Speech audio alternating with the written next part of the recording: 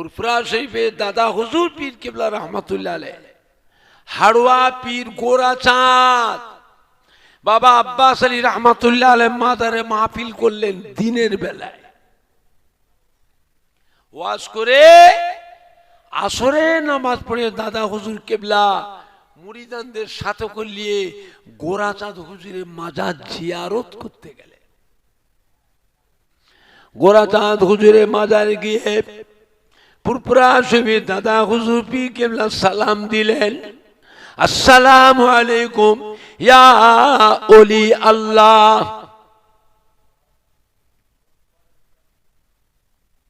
সালামের কোন জবাব আসলো না, উত্তর আসলো না। আবার কিছুক্ষণ পরে দাদা হুজুর কিবলা আর একবার সালাম দিলেন, আসসালামু আলাইকুম ইয়া ওলি আল্লাহ।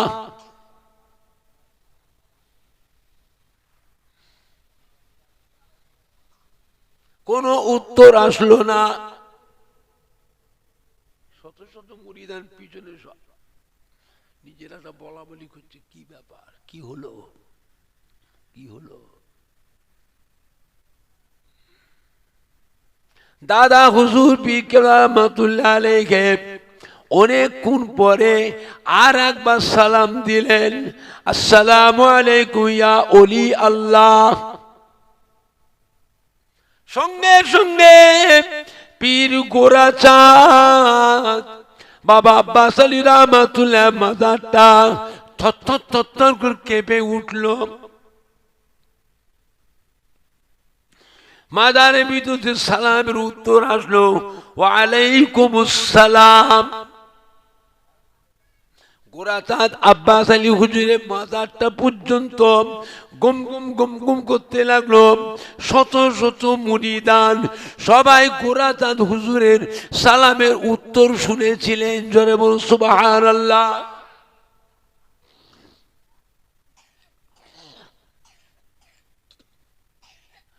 দাদা হুজুর কিবলা জিজ্ঞাসা করলেন, হুজুর আমি ফুরফুরা শরীফ থেকে আমি আবু বকর আপনার মাজারে এসেছি হুজুর, আপনার মাজারে এসে এতবার সালাম দিচ্ছি, হুজুর আপনি সালামের উত্তর দেননি কেন? হুজুর মাজারে কি করছিলেন? এতবার সালাম দিলাম, উত্তর দেননি, মাজারে কি করছিলেন? হুজুর এতক্ষণ কোথায় ছিলেন? গোরাচাঁদ বাবা আব্বাস আলী রহমাতুল্লাহ বলেছে, বাবা আবু বকর, ও ফুরফুরার পীর মৌলানা আবু বকর, যখন আপনি প্রথম সালাম দিলেন ওই সময় আমি মদিনা শরীফে আল্লাহ রসুলের রওজা পাকে ছিলাম।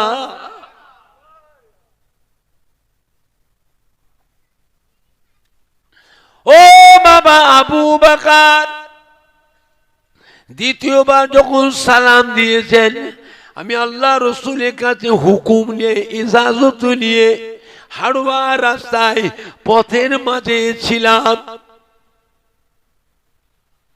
তৃতীয়বার যখন সালাম দিলেন আমি হাড়ুয়ায় আমার মাজারে পৌঁছে গিয়ে এখান থেকে আপনার সালামের উত্তর দিলাম।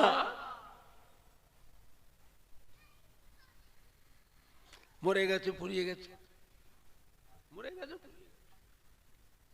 তুমি যে বাড়ির ছেলে, তোমার মধ্যে এত বেয়াদবি কেন? বেয়াদবি কোথায় পেয়েছো?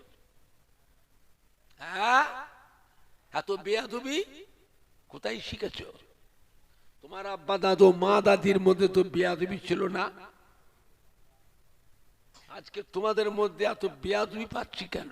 এই বেয়াদবি করতে শিখলে তাহলে বুঝতে হবে বিদেশি কিছু ঘোলা পানি ঢুকেছে, বিদেশি ঘোলা পানি। আপনাদের দেশে বাঁশ মোটা হয় না কুঞ্চি মোটা হয়? কথা বলে না? হ্যাঁ, কে বলছে? তা তোমার মানে ঝাড়ে মানে কুঞ্চি মোটা হয়, তা তুমি তাই তৈরি করেছো। কুঞ্চি মোটা তো হবার কথা নয়, তাহলে হচ্ছে কেন? তাহলে বুঝতে হবে কিছু ভাইরাস ঢুকেছে। কি ঢুকেছে? হ্যাঁ, ভাইরাস ঢুকেছে।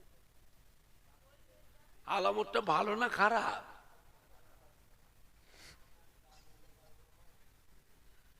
বেয়াদবি কোথায় পেলে? তোমার আব্বা দাদু নানা মা দাদির মধ্যে তো বেয়াদবি ছিল না, তোমার মধ্যে আসলো থেকে। তাহলে বুঝতে হবে বিদেশি কিছু ঘোলা পানি, হ্যাঁ, বিদেশি ভাইরাস ঢুকেছে, ভাইরাস ঢুকেই হয়েছে।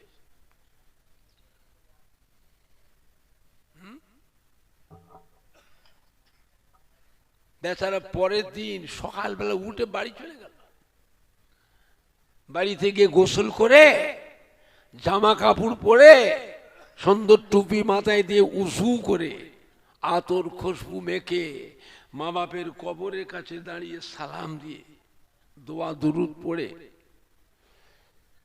দুটো হাত তুলে চোখের পানি ফেলে কেঁদে কেঁদে দোয়া করে সবরে সানি করে 3 দিন পর আবার ফুরফুরাশি ফিরে এসেছে। ফুরফুরাশি এসে ছোট হুজুর বসে আছেন মসজিদ, এসে সালাম, আসসালামু আলাইকুম। ছোট হুজুর পীরগুলো সালামের উত্তর দিয়ে মুখের দিকে চেয়ে দেখলেন, দেখে হাসছে। বাবা এসেছো, বাপ এসেছো, বাপ এসেছো, দেখো তো বাবু কি সুন্দর কাজটা হলো,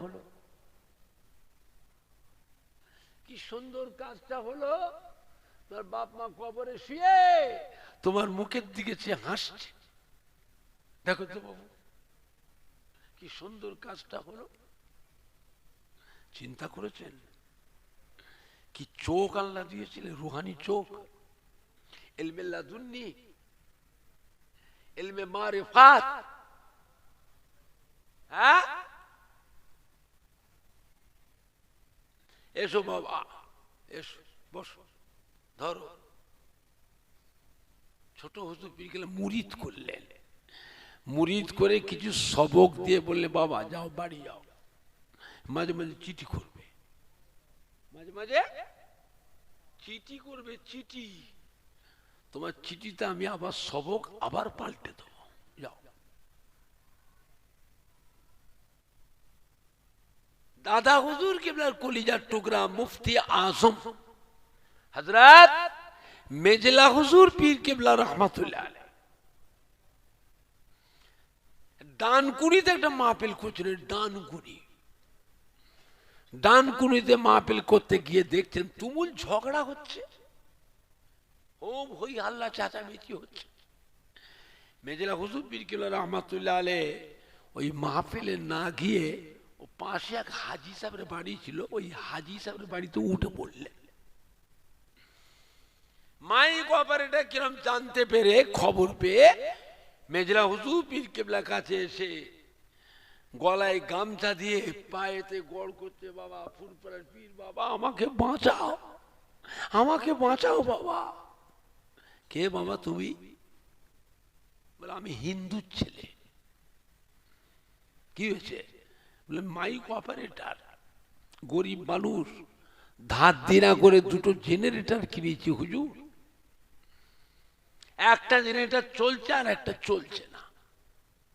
এত চেষ্টা করলাম, নতুন জেনারেটর কোম্পানির জিনিস, ছেলে ছোকরা যুবকদের কথা শুনে নতুন জেনারেটরটা খুলে ফেললাম। খুলে দেখছি মেশিনের পার যন্ত্রপাতি সবই ঠিক আছে, ফিট করে চালু করছি, একবার করে ধক ধক করে চলছে আর ভুস বন্ধ হয়ে যাচ্ছে।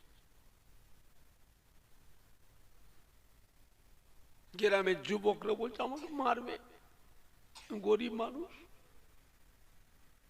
আমি জেনারেটর খুলিছি ওদের কথা শুনে, কাল সকালে জেনারেটর ফেরত দিলে কোম্পানির ডিলার আমাকে ফিরিয়ে নতুন জেনারেটর দেবে।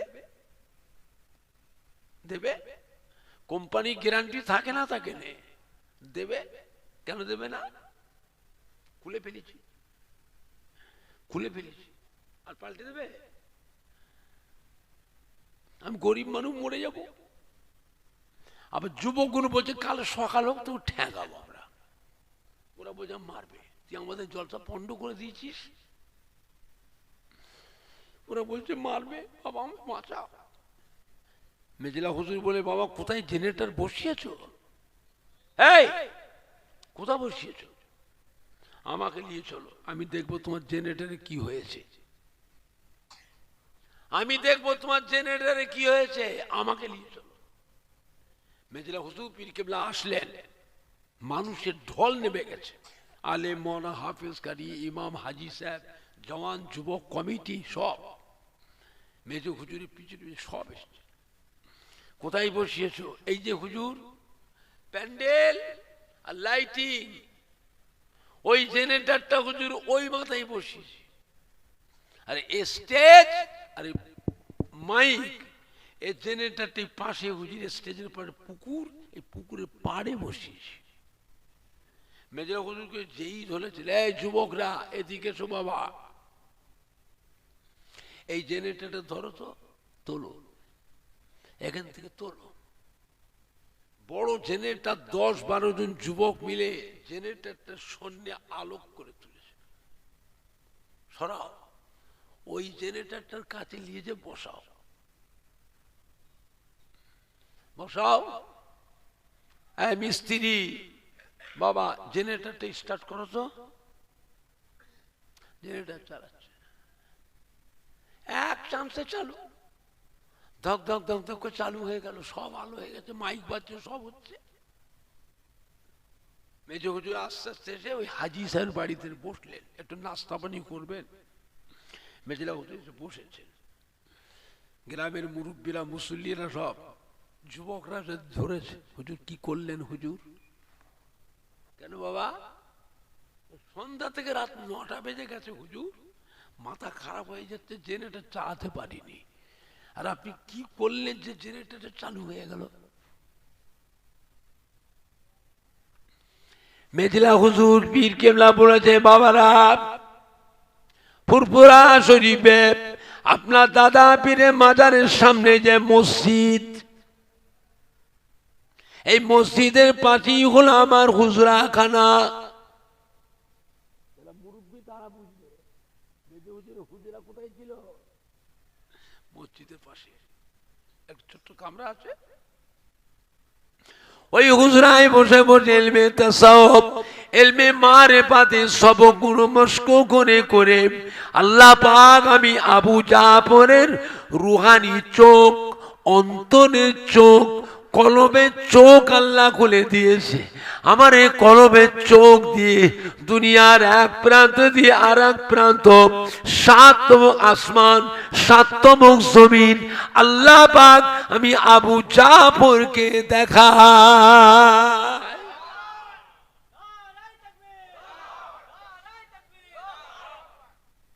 ও বাবারা, ওই যে জেনারেটরটা বসিয়েছো যেখানে পুকুরের পাড়ে, ওই জায়গায় পুরাতন একটা নামাজি মুসল্লি বান্দার কবর আছে। ওই নামাজি মুসল্লির কবরের উপরে জেনারেটরটা বসিয়েছ, ধক ধক ধক ধক ধক ধক করে চলছে।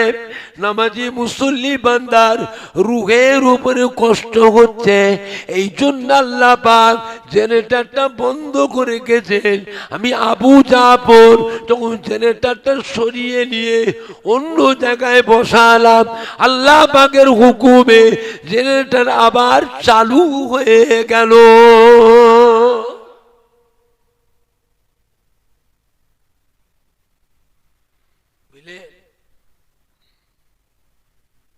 আমার ভাইজানরা, বাপজানেরা, যুবকেরা,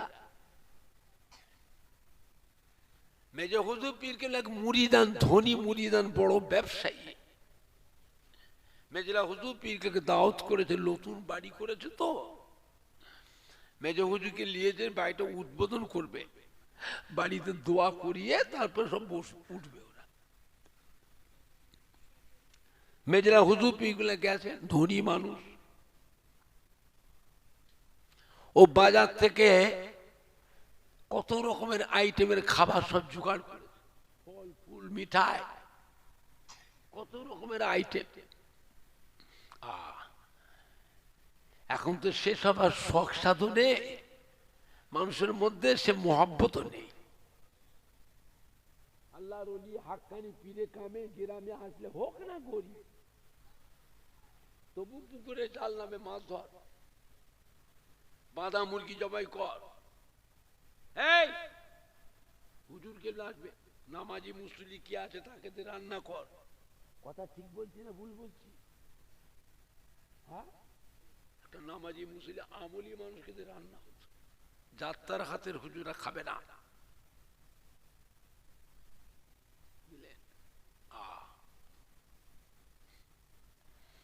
তো বেচারা বড় ব্যবসায়ী মানুষ, বাজার গিয়ে দেখে বড় মাছ,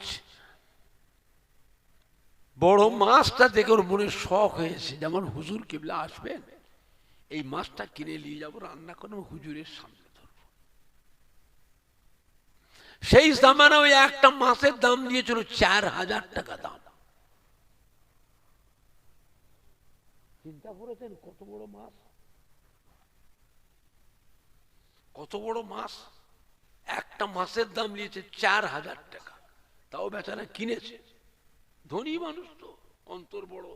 আর হুজুর কিবলা আসবেন, আমার পীর আসবে, মুরিদ হিসাবে পীরের সম্মান করা লাগবে না লাগবে না? কথা বলে না?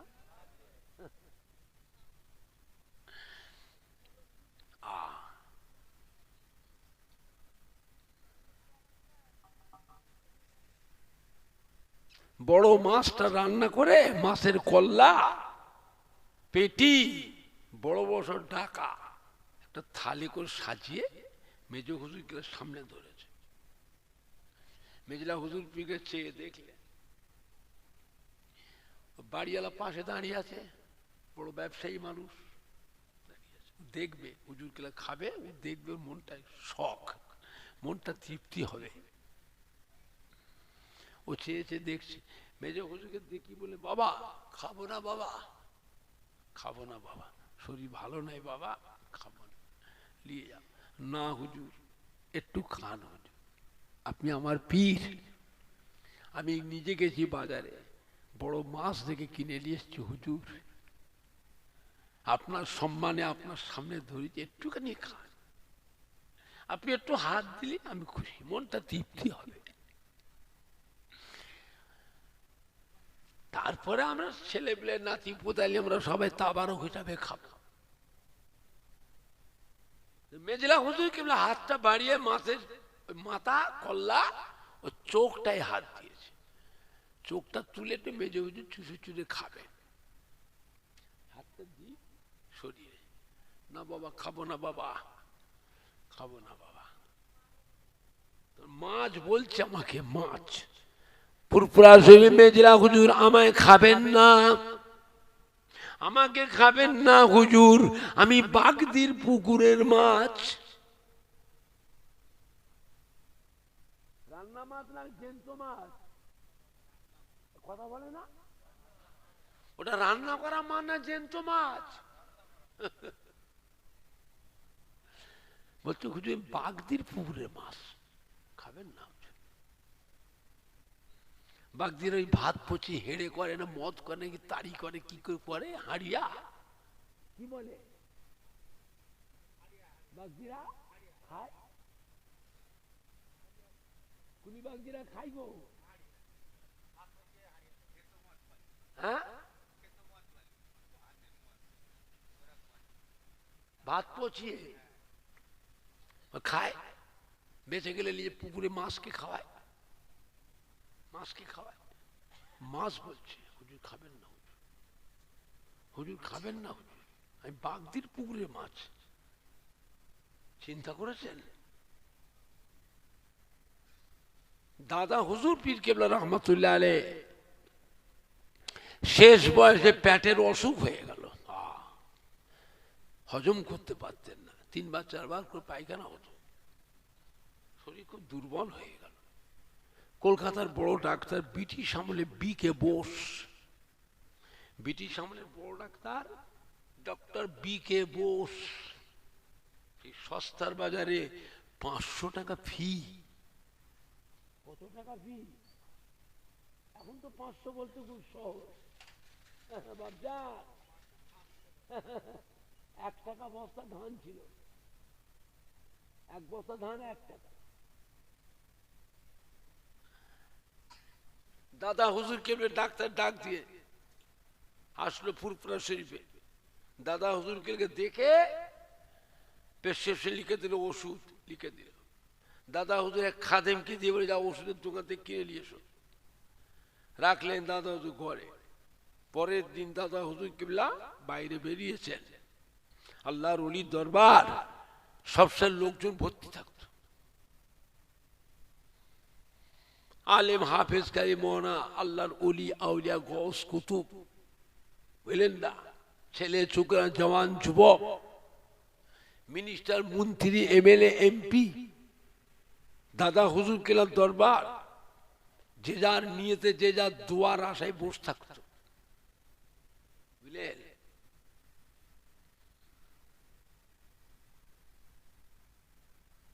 দাদা হুজুর কেবলা রহমতুল্লাহ আলাইহি ওই ওষুধের শিশিটা হাতে করে নিয়ে বাইরে বেরিয়েছে। বসেছিলেন ডক্টর শহীদুল্লাহ সাহেব। ডক্টর শহীদুল্লাহ সাহেব দাদা হুজুরের মুরিদ। ডক্টর শহীদুল্লাহ সাহেব দাদা পীরের মুরিদ ছিল। দাদা হুজুর, বাবা ডক্টর শহীদুল্লাহ সাহেব দেখেন তো বাবা, এই ওষুধটা কি ওষুধ দেখো তো বাবা। ডক্টর শহীদুল্লাহ সাহেব ওষুধের শিশিটা হাতে করে নিয়ে বলে, হুজুর ওষুধটা খুব ভালো ওষুধ, হুজুর হুজুর খান, আপনার হজম শক্তি বাড়বে, লিভারটা কমজোর হয়েছে, আপনি খাবেন, শরীরে শক্তি হবে, দুটো খেতে পারবেন হুজুর, ভালো মন্দ খেতে পারবেন, খান হুজুর, খুব ভালো ওষুধ। না বাবা আমি খাবো না বাবা, আমি জানতে চাইছি ওষুধটা কি থেকে তৈরি। ওই ওষুধের শিশির গায়ে একটা কাগজ চাপটা মারা থাকে, আর ফর্মালিটিতে সব লেখা থাকে, দেখো তো কি থেকে তৈরি। দেখে নিয়ে বলছে, হুজুর এটা কলিজার খুন থেকে তৈরি।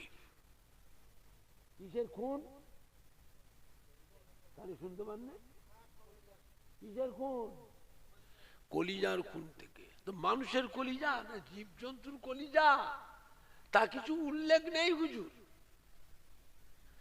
দাদা হুজুর পীর কিবলা রহমাতুল্লাহ আলাইহি শিশু কাকটা করে টান মেরে ছুঁড়ে ফেলে দিলেন, চেহারাটা লাল হয়ে গেছে। বাবা ডক্টর শহীদুল্লাহ সাহেব, ও বাবারা শুনে রাখো, আল্লাহ পাক যাকে বাঁচান সে এইরকমই বাঁচে গো। গত রাত্রে স্বপ্নে দেখছি মদিনার রওজা মোবারক থেকে আল্লাহ রসুল এসে আমাকে ডেকে বলছে, বাবা আবু বকর, ও বাবা আবু বকর, এই ওষুধটা বাবা আপনি খাবেন না। কে মানা করছে? কত বড় আল্লাহ রসুলের পাগল ছিলেন দাদা হুজুর। যে বান্দা আল্লাহর কাছে বাঁচতে চায় তাকে আল্লাহ বাঁচায় না বাঁচায় নে, একটু হানা কথা বলো। যে বান্দা বাঁচতে চায় আল্লাহ তাকে বাঁচায় না বাঁচায় নে, বুঝলে।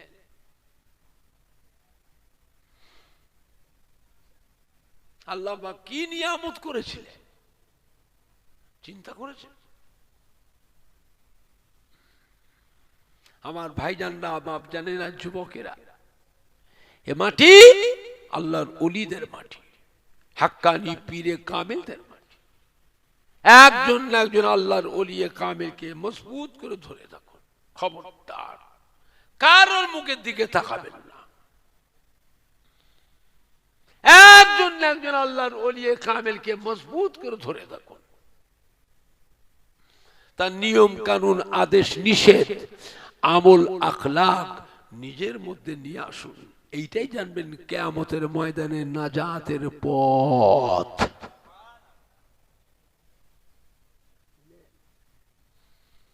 আমার ভাইজান না আপনি দুরূদ শরীফ আল্লাহুম্মা সাল্লি আলা।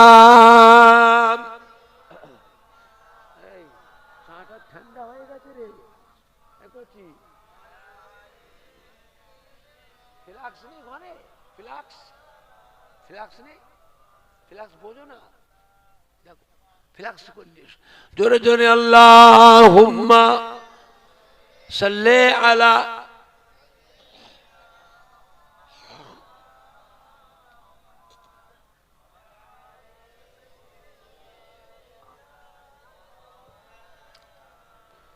জোরে জোরে কলমে লা ইলাহা ইল্লাল্লাহ,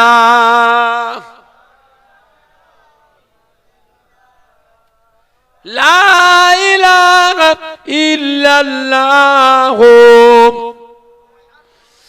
মুহাম্মাদুর রাসূলুল্লাহ সাল্লাল্লাহু আলাইহি ওয়াসাল্লাম। একবার কলেমা সে যে পড়বে তার জীবনের 4000 গুনাহ আল্লাহ মাফ করে দেয়।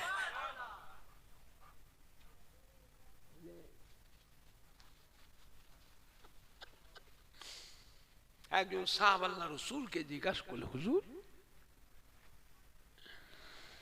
এই কলেমা শরীফ পড়ে পড়ে তার জীবনে গুনাহগুলি মাফ হয়ে যায়, হ্যাঁ গুনাহগুলি যদি সব মাফ হয়ে যায়, তারপরেও যদি কলেমা পড়ে, আল্লাহ রাসূল বলে তারপরেও যে কলেমা পড়বে ওদের আব্বা আম্মার জীবনে গুনাহগুন আল্লাহ ওই ছেলের কলেমার বরকতে বাপ মায়ের জীবনে গুনাহগুন আল্লাহ মাফ করে দেবে। কথা বুঝতে পারছেন না? আল্লাহ পাক কলেমা শরীফকে কি নিয়ামত করেছে বাবা, খবরদার ভুল করবেন না। আল্লাহর ওলি দেখাচ্ছে মুড়ি ধুলি কলেমা শরীফে জিকির দেয়, দেয় না দেয় না, কলেমা শরীফ জিকির দেয়, তওবা মাকার মুরাকাবা দেয়, বুঝলেন না, পাসান পাস দেয়, শের খফি আখফা আবাতুল খাক বাদ নফস রূহ কলব সব করে দেয়, বুঝলেন।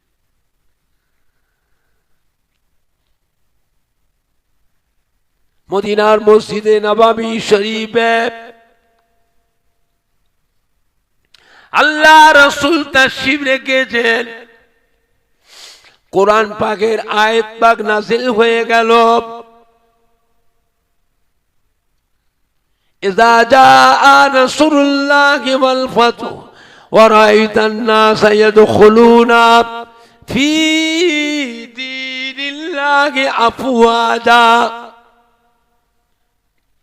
ফাসাব্বিহ বিহামদি রাব্বিকা ওয়াস্তাগফিরহু ইন্নাহু কানা তাওয়াবা।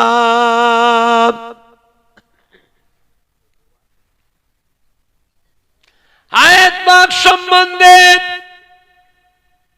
আল্লাহ রাসূল সাহাবায়ে কেরামদের কাছে বয়ান করছেন, ওয়াজ করছেন, সাহাবারা খুশিতে বাগে বাগ, সবাই খুশিতে হাসছে। ওই জায়গায় বসে আবু বকর সিদ্দিক আস্তে করে উঠে চলে গেলেন, উঠে চলে গেলেন মদিনার মসজিদ নববীর ভিতরে বারান্দার এক কোণে গিয়ে বসলেন। সাহাবারা সবাই খুশি হাসছে। আল্লাহ খবর পাঠিয়ে দিয়েছেন, ওহী নাযিল করেছেন কোরআন পাকে, হাবিব চিন্তা করবেন না, আমি আল্লাহ ইসলামের উপরে রাজি খুশি হয়ে গেলাম, আমি ইসলামকে পূর্ণতা দান করলাম, মুকাম্মাল করে দিলাম। হাবিব মন খারাপ করবেন না, চিন্তা করবেন, দেখবেন এবারে মক্কা মদিনার মানুষ দলে দলে এসে আপনার কাছে ইমানের কলেমা পড়ে সব মুসলমান হয়ে যাবে। জোরে বলবেন না, আর একটু জোরে বলা যাবে না? এটা খুশির খবর না দুঃখের খবর? খুশির খবর। আল্লাহ তো দিনকে মোকাম্মাল করেন, প্রতিষ্ঠিত করার জন্য তো আল্লাহ নবীকে পাঠিয়েছেন, নবীকে পাঠিয়েছিলেন। আল্লাহ বলছে হাবিব দিন প্রতিষ্ঠিত হয়ে গেছে, আমি দিনকে কামিয়াব করে মোকাম্মাল করে দিলাম, আপনি চিন্তা করবেন না, ইসলামকে আমি পূর্ণতা দান করলাম। হাবিব আপনি দেখবেন মানুষ এবার মক্কা মদিনার মেয়ে ছেলে বেটা ছেলে দলে দলে এসে আপনার কাছে আপনার নূরের হাত ধরে ইমানের কলমা পড়ে সব মুসলমান হয়ে যাবে। সাহাবারা হাসতে খুশিতে, কিন্তু আবু বকর সিদ্দিক বসেছিলেন, আস্তে করে উঠে চলে গেল। ওই মদিনার মধ্যে বারেন্ডার এক কোণে বসে বসে ঝরঝর ঝরঝর করে কাঁদতেছে, চোখের পানিতে দাড়ি মোবারক ভিজে, জামা কাপড় সব ভিজে যাচ্ছে। সাহাবারা ঘুরছেন আনন্দে, হাসছে, চেয়ে চেয়ে দেখছে আবু বকর কাঁদছে কেন? আল্লাহ নবী তো কাঁদার কথা বলেননি, আর কোরআন পাকের এই আয়াতটার ভিতরে কাঁদার কথাও তো নেই।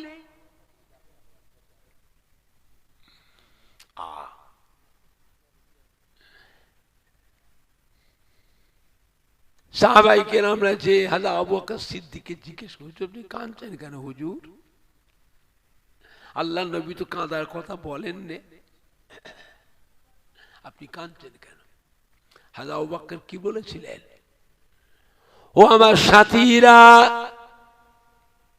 ও মদিনার মসজিদে নববী হিসেবে মুসল্লি গণেরা, ও আমার নবী সাহাবীরা, আপনারা বুঝতে পারেন না আমি কাঁদছি কেন? আমার কাঁদার যথেষ্ট কারণ আছে। আমি আবু বকর আল্লাহ নবীর বড় খলিফা, আমি বুঝতে পেরেছি আপনারা কোরআন পাকের জাহিরি মানে শুনে হাসতেছেন, আমি আবু বকর কোরআন পাকের বাতিনি মানেটা চিন্তা করে কাঁদতেছি। আমি বুঝতে পেরেছি আল্লাহ নবী আর আমাদের কাছে বেশি দিন আর বাঁচবেন না, আমরা এতিম হয়ে যাব, আমরা এতিম হয়ে যাব। আমি আবু বকর আল্লাহ নবীর বড় খলিফা, আল্লাহ নবী ইন্তেকাল হলে আমি আবু বকর আমার অবস্থা কি হবে? সেই জন্য আমি আবু বকর আমার চোখের পানি রাখার আর জায়গা নাই।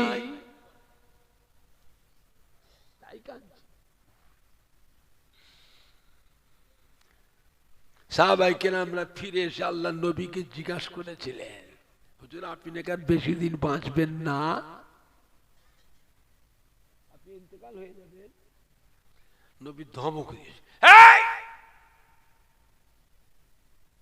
আমি ইন্তেকাল হয়ে যাব কে বলল?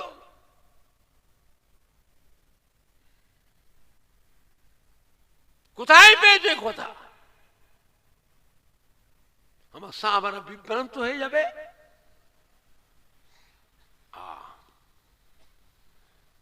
নবী দিয়েছিলেন ধমক, তোমার এই কথা কোথায় পেলে? সাহাবারা কি বললেন? বলে হুজুর আবু বকর সিদ্দিক বলেছে। আবু বকর বলেছে? আমার আবু বকর কোথায়? বলে হুজুর এখানেই তো বসছিলেন, আপনি যখন আয়াত পাক সম্বন্ধে ব্যাখ্যা দিচ্ছিলেন, বয়ান করছিলেন, ওয়াজ করছিলেন, উনি কাঁদতে কাঁদতে উঠে চলে গেছে। কোথায়? না মদিনার মধ্যে নববীর বারান্দায় এক কোণে বসে হুজুর চোখের পানিতে বুক ভেসে যাচ্ছে। আমার আবু বকর কাঁদছে বাবা, আমার আবু বকর কাঁদছে। আল্লাহ নবী আর কথা বললেন না।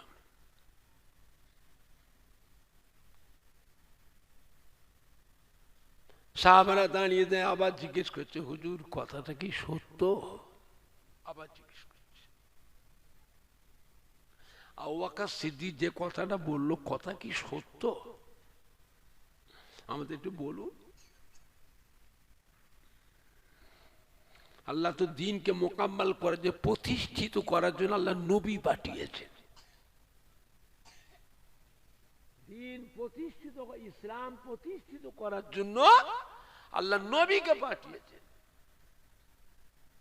এখন আল্লাহ বলছে দিন প্রতিষ্ঠিত হয়ে গেছে, ইসলামকে আমি কামিয়াব করে দিলাম, মোকাম্মল পূর্ণতা দান করলাম।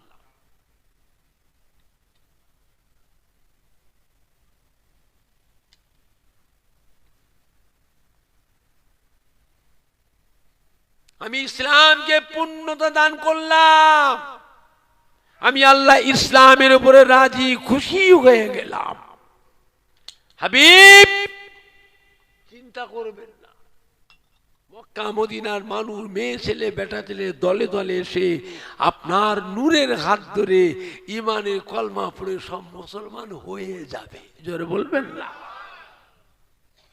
আল্লাহ জানিয়ে দিলেন। দিনকে প্রতিষ্ঠিত করার জন্য আল্লাহ পাঠিয়েছেন নবীকে। আল্লাহ বলতে প্রতিষ্ঠিত হয়ে গেছে, আর দরকার আছে নবীর? কথা বলে না, নবীর আর দরকার আছে?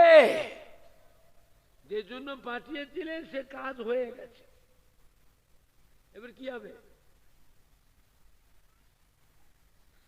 ঘর করে যে ভালো ভালো মিস্ত্রি, ইঞ্জিনিয়ার মিস্ত্রি নিয়ে এসছে,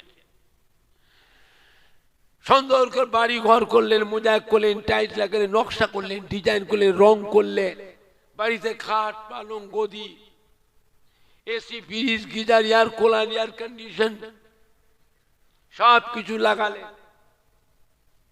সম্পূর্ণ কাজ হয়ে গেছে। আর মিস্ত্রি দরকার আছে? মিস্ত্রি বসে বসে মাইনে দেবেন, কথা বলে?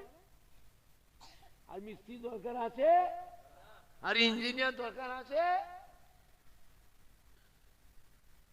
যে কাজের জন্য আল্লাহ নবীকে পাঠিয়েছিলেন কাজ তো হয়ে গেছে। আমি আবু বকর বুঝতে পেরেছি আল্লাহর নবী আর আমাদের কাছে বেশি দিন বাঁচবেন না। সাহাবারা বারবার জিজ্ঞেস করছেন, হুজুর কথাটা কি সত্য? তবুও জিজ্ঞেস করছে, হুজুর আবু বকর যে কথাটা বললেন কথাটা কি সত্য? আল্লাহ নবী কি বলেছিলেন? ও আমার সাহাবারা, আমার আবু বকর হলো আমার সাহাবাদের মধ্যে বয়োজ্যেষ্ঠ সাহাবা। আমার আবু বকর আমার সাহাবাদের মধ্যে বড় জ্ঞানী সাহাবা। আমার আবু বকর আমার সাহাবাদের মধ্যে বড় আলেম সাহাবা। আমার আবু বকর যা বলেছে সত্য বলেছে, ঠিক বলেছে। বাবা আমি রাসূলুল্লাহ আপনাদের কাছে আর বেশি দিন বাঁচব না।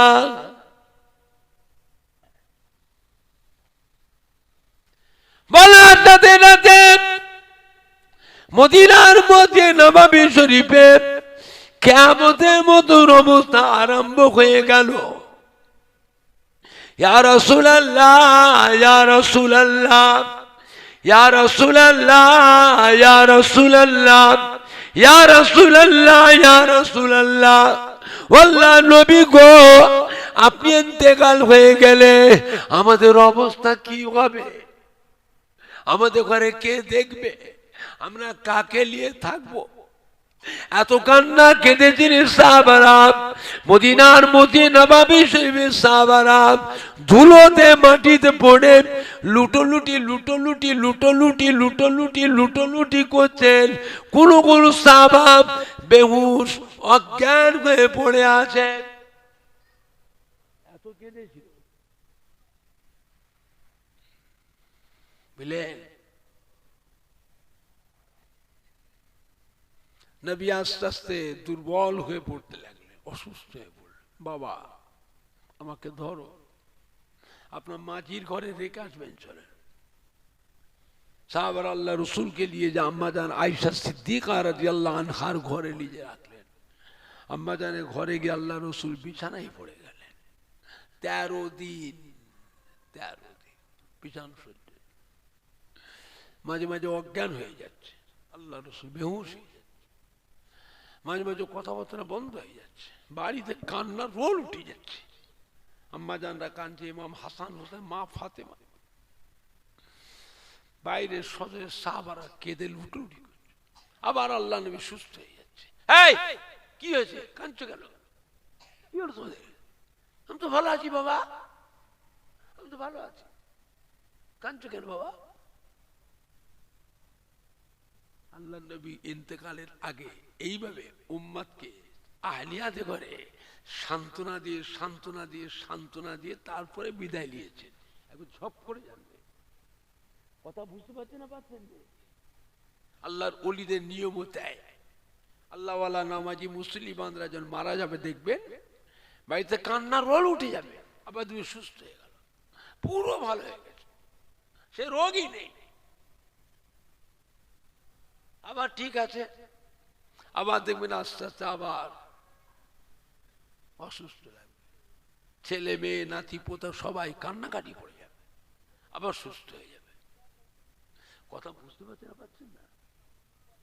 এইরকম করে করে সান্ত্বনা দিয়ে সান্ত্বনা দিয়ে সান্ত্বনা দিয়ে তারপরে যাবে।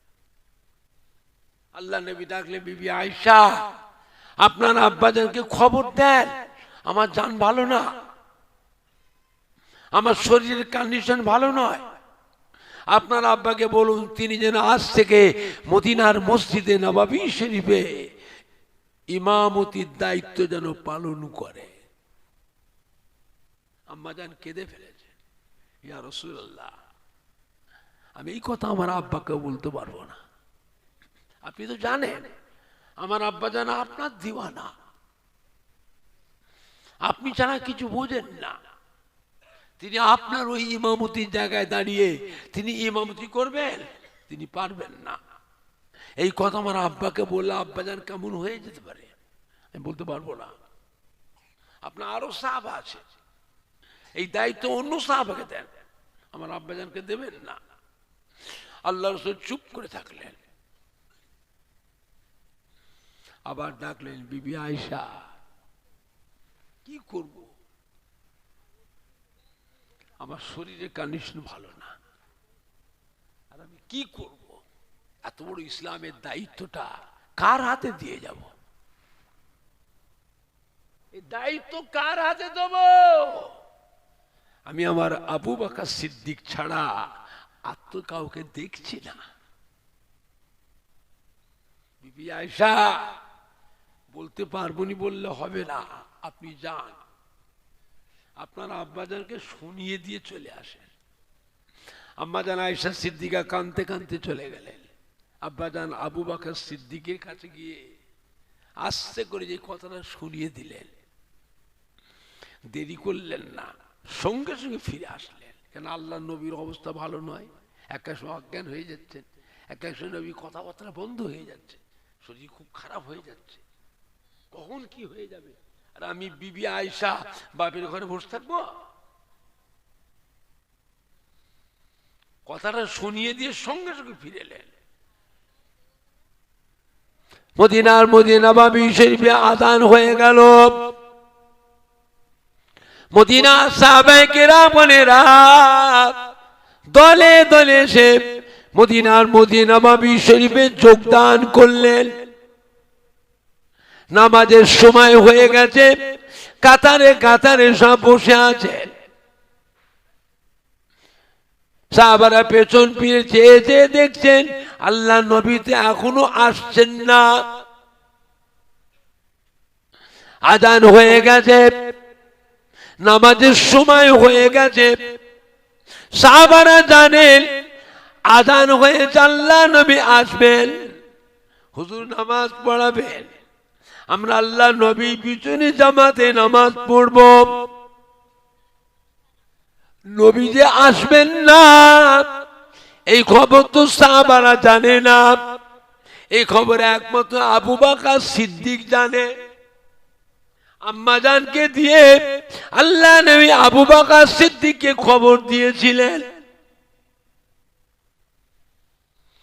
ও ভাইজানেরা সাহাবারা বারবার ফিরে ফিরে তাকায়, আল্লাহ নবী আসবেন, এখনো আসছেন না, কি ব্যাপার, এত দেরি হচ্ছে কেন?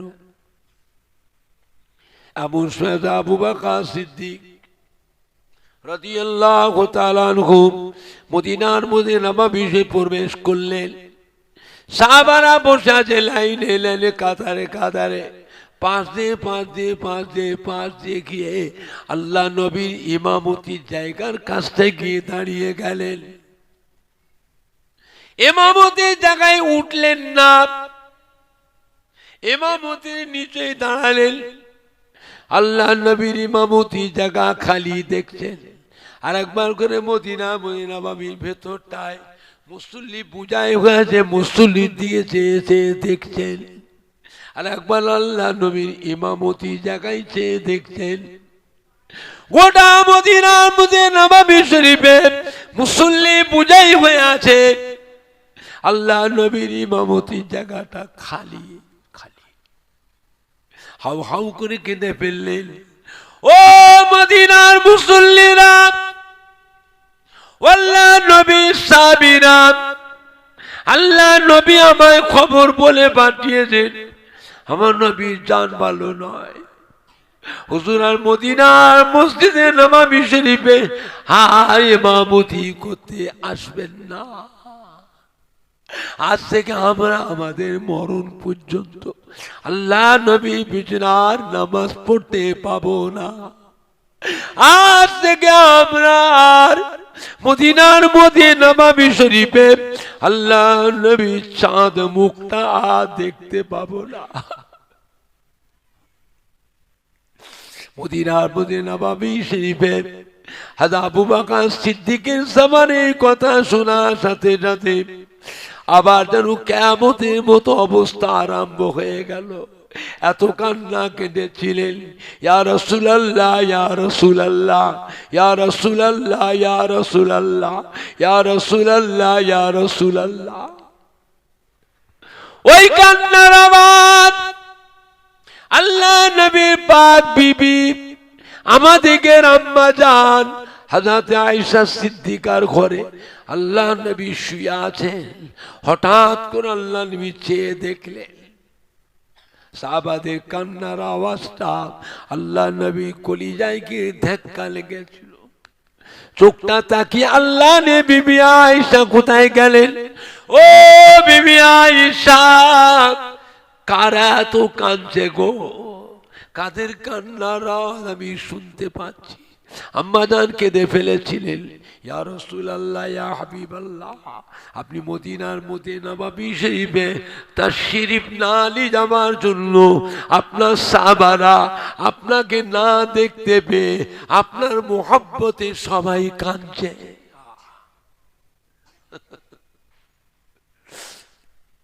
খুব কষ্ট করে নবী উঠে বসলেন, মাথাটা হেঁট করে নবী কাঁদছেন। আম্মা জানের ঘরে বসে বসে নবী কাঁদছেন, সাহাবারা মদিনার মধ্যে নববীতে কাঁদছেন।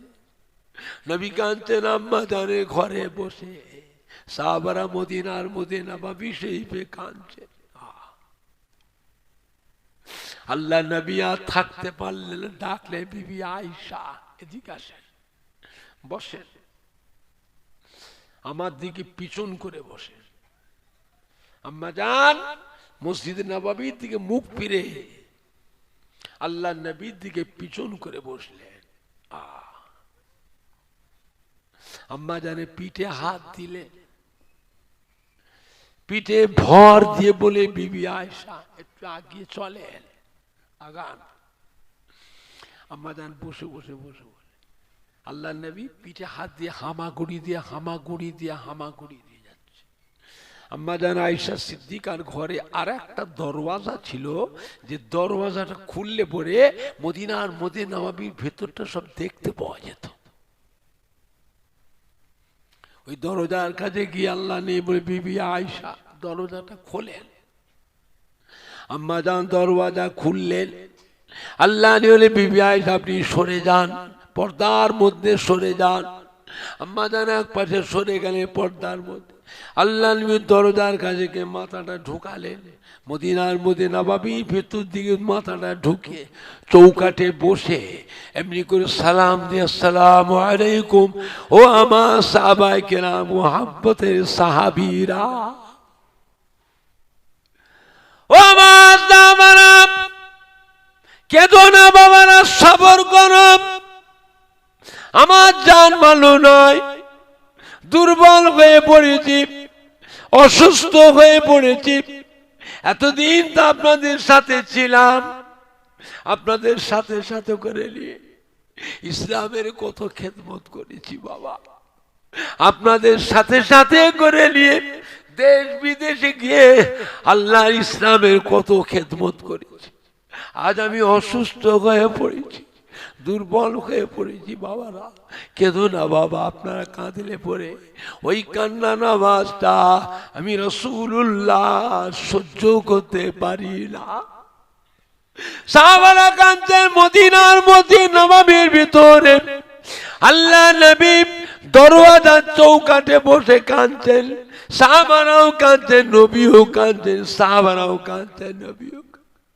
আল্লাহ নে বাবারা, আমি আজ থেকে আমি আমার আবু বকর সিদ্দিককে মদিনার মধ্যে নববী শরীফের ইমামতির দায়িত্ব দিয়ে গেলাম। সাহাবারা কাঁদছে, ইয়া রাসূলুল্লাহ, ইয়া হাবিবাল্লাহ, আমরা আজকে কারো পিছনে নামাজ পড়বো না, আমরা আপনার পিছনে নামাজ পড়বো। হুজুর আপনি আসুন। আল্লাহ নে বাবা, আমার দাঁড়াবার মতো ক্ষমতা নাই, উঠা বসা করার মতো আমার আর শক্তি নাই, আমি আমার আবু বকর সিদ্দিককে ইমামতির দায়িত্ব দিয়ে গেলাম। সাহাবারা কাছে আল্লাহ রাসূল, আল্লাহ নবী গো, আল্লাহ রাসূল গো, আমরা আপনার পিছনে নামাজ পড়বো, কত আশা নিয়ে এসেছি, হুজুর আযান শুনে এসেছি, আপনার পিছনে নামাজ পড়বো।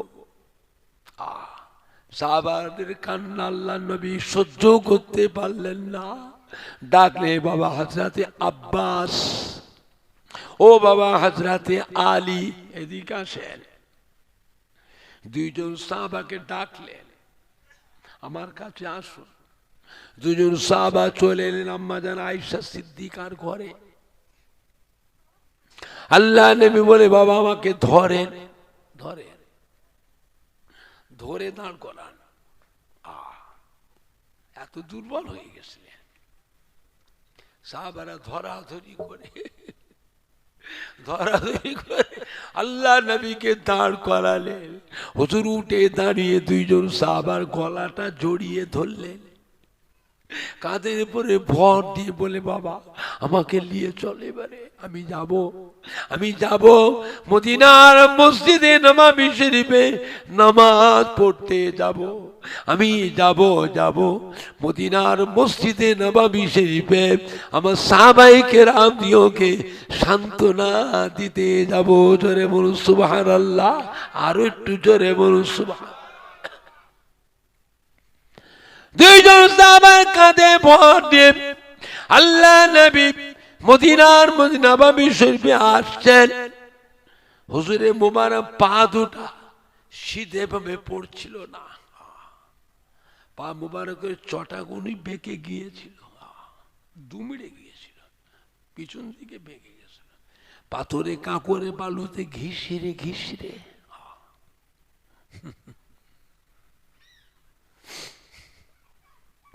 পাথরে কাপড়ে বালুতে ঘিসিরে ঘিসিরে আল্লাহ নবী আসছেন মদিনার নববী সব খবর হয়ে গেছে। সাহাবারা সব বাইরে বেরিয়ে বারান্দায় বেরিয়ে চেয়েছে, দেখছে নবী কি কষ্ট করে আসছে, কি অবস্থায় আসছেন। সাহাবারা দৃশ্যটা চোখে দেখছেন, হাউ হাউ করে কাঁদছেন। আসসালামু আলাইকা ইয়া রাসূলুল্লাহ, আসসালামু আলাইকা ইয়া হাবিবাল্লাহ, আল্লাহ নবী গো, আল্লাহ নবী গো, আল্লাহ রাসূল গো। কোন কোন সাহাবা নিচেই নেমে পড়ে আল্লাহ নবীকে ধরলেন, ধরাধরি ধরাধরি করে নিয়ে মদিনার মধ্যে নববীর ভেতরে নিয়ে গিয়ে বসালেন। সমস্ত সাহাবারা চতুর্পাশে ঘিরে হাত দাঁড়িয়ে দাঁড়িয়ে কাঁদছেন। আল্লাহ নবী মদিনার নববীর ভেতরে বসে বসে কাঁদছেন। সাহাবারাও কাঁদছেন, নবীও কাঁদছেন। সাহাবারাও কাঁদছেন, নবীও কাঁদছেন। নবী বলে, বাবারা, আমি আমার আবু বকর সিদ্দিককে আজ থেকে মদিনার নববীর ইমামতির দায়িত্ব দিয়ে গেলাম। সাহাবারা বল, হুজুর আমরা আজকে কারো পিছনে নামাজ পড়বো না। হুজুর আমরা আপনার পিছনে নামাজ পড়বো। হুজুর ইমামতি করে। বলছি, বাবা আমার দাঁড়াবার ক্ষমতা নেই, আমার উঠা বসা করার মতো শক্তি নেই। সাহাবারা কাঁদছে, হুজুর আপনি ইমামতি করুন। কোন রাওয়ায়াতে আছে আবু বকর সিদ্দিক ইমামতি করেছিলেন, আল্লাহ নবী আবু বকরের পিছনে বসে বসে নামাজ পড়েছিলেন। আরো রাওয়ায়াতে আছে আল্লাহ নবী জীবনের শেষ মদিনার মসজিদে নববী শরীফে বসে বসে ইমামতি করেছিলেন। সমস্ত সাহাবীরা আল্লাহ নবী পিছনে সবাই দাঁড়িয়ে দাঁড়িয়ে নামাজ পড়েছিলেন। জোরে বলুন সুবহানাল্লাহ। নামাজে পড়ে সাহাবীরা আল্লাহ নবীকে ধরলেন, ধরাধরি করে নিয়ে মদিনার নববীর বারান্দায় নিয়ে এসে বসালেন। সাহাবায়ে কেরাম চতুর্পাশে গোল করে ঘিরে কাঁদছে। নবীও কাঁদছেন, সাহাবারাও কাঁদছেন। নবীও কাঁদছেন, সাহাবারাও কাঁদছেন। হযরত উসমান দাঁড়িয়ে গেলেন, ইয়া রাসূলুল্লাহ, হাবিবাল্লাহ, গত রাতে স্বপ্নে দেখলাম যুদ্ধের ময়দানে আমি উসমান কাফেরদের মোকাবেলায় যে ঢালটা ব্যবহার করি, আমার ঢালটা যেন ভেঙে যাচ্ছে। আল্লাহ নবী বলে, বাবা উসমান স্বপ্ন ঠিকই দেখেছো বাবা, আমি রাসূলুল্লাহ দুনিয়া থেকে চলে যাচ্ছি। আমি রাসূলুল্লাহ আপনার জন্য যুদ্ধের ময়দানে ঢাল স্বরূপ ছিলাম, আমি চলে যাচ্ছি, এই জন্য আপনার ঢাল ভেঙে যাচ্ছে। হযরত আলী দাঁড়িয়ে, ইয়া রাসূলুল্লাহ, ইয়া হাবিবাল্লাহ, গত রাতে স্বপ্নে দেখলাম কাফেরদের মোকাবেলায় আমাদের জুলফিকার তলোয়ারটা নিয়ে কাফেরদের সে মোকাবেলা করি, আমার তলোয়ারটা যেন ভেঙে যাচ্ছে, কি ব্যাপার? আল্লাহ বলে, বাবা আলী স্বপ্ন ঠিকই দেখেছো, আমি রাসূলুল্লাহ আপনার জন্য যুদ্ধের ময়দানে জুলফিকার তলোয়ার স্বরূপ ছিলাম, আমি দুনিয়া থেকে চলে যাচ্ছি, এই জন্য আপনার জুলফিকার তলোয়ার আমি ভেঙে যাচ্ছি। মদিনার মসজিদে নববীর বারান্দায় কান্নার রোল উঠে গেল। আল্লাহ নবী আস্তে আস্তে দুর্বল হয়ে পড়ছেন। চোখের ইশারায় ডাকলেন, বাবা হযরতে আব্বাস, ও বাবা হযরতে আলী, এদিকে আসেন। সমস্ত সাহাবীরা কান্নায় কান্নায় মাতোয়ারা হয়েছে, কেঁদে গড়াগড়ি করছে। দুইজন সাহাবা আল্লাহ নবীর কাছে আসলেন। নবী বলে, ধরেন বাবা, আমাকে ধরেন, তোলেন। দুজন সাহাবা ধরাধরি করে আল্লাহ নবীকে দাঁড় করালেন। নবী উঠে দুইজন সাহাবার গলা জড়িয়ে কাঁধে ভর দিয়ে বললে, বাবা আমাকে আপনার মাঝির ঘরে রেখে আসেন, আম্মা জান আয়েশার ঘরে রেখে আসেন। দুইজন সাহাবার গলা জড়িয়ে ধরে মদিনার মধ্যে নববী থেকে আল্লাহ নবী নেমে আসছেন। সাহাবা তো সবাই কাঁদছে, নবী যে চলে যাচ্ছেন সাহাবারা বুঝতে পারেন না। যখনই দেখেছে নবী মদিনার মধ্যে নববী থেকে নেমে চলে যাচ্ছেন, সাহাবারা উঠে দাঁড়িয়ে কাঁদছেন, আলবেদা আলবেদা আলবেদা আলবেদা আলবেদা আলবেদা, আল্লাহ নবী আমাদেরকে এতিম করে চলে যান, আল্লাহ নবী আমাদের কাছে বিদায় হয়ে যান, আল্লাহ নবী আমাদেরকে এতিম করে চলে যান, আল্লাহ নবী আমাদের কাছে বিদায় হয়ে যান। সাহাবারা সবাই কাঁদছেন। নবী আমার দুইজন সাহাবার কাঁধে ভর দিয়ে আম্মা জানের ঘরের দিকে ঝুলে ঝুলে ঝুলে ঝুলে যাচ্ছে। সাহাবারা কাঁদছেন, বারে বারে পিছন দিকে তাকান, বারে বারে পিছন দিকে তাকান, কেঁদো না বাবারা, কেঁদো না বাবারা, সবর করো বাবারা। আপনারা কাঁদলে পরে আমি রাসূলুল্লাহ আপনাদের কান্নার আওয়াজ সহ্য করতে পারি না। এতদিন তো একসাথেই ছিলাম, আল্লাহ পাকের হুকুম বাবা, পরস্পর পরস্পর সবাইকে আল্লাহ পাক ডেকে নেবেন। বাবারা কেঁদো না বাবা, আমি দোয়া করছি আল্লাহ পাক আপনাদের সাথে আমার সাথে রোজ মাহশর ময়দানে দেখা করাবে। জোরে বলেন না, জোরে বলেন না। দুরূদ শরীফ আল্লাহুম্মা